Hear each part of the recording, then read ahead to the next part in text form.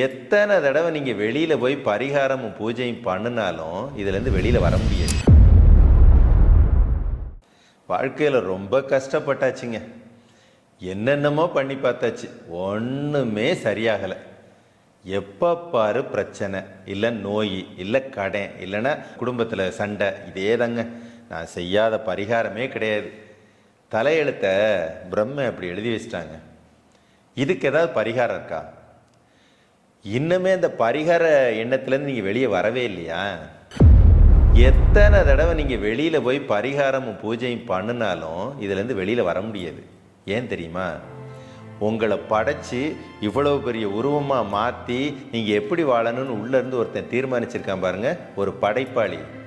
அவங்கிட்ட போய் பேசணும். அதெல்லாமல் நீங்கள் வெளியில் பேசுகிறதுனால எந்த பிரயோஜனம் இல்லை.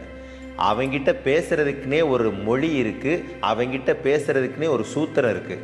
அவனை பிடிச்சிங்கன்னு வச்சுக்கோங்களேன், இந்த வாழ்க்கையில் நீங்கள் சொல்கிறீங்களே இதெல்லாம் எங்கே மாறப்போகுதுன்னு, அதெல்லாம் ஈஸியாக மாறும்.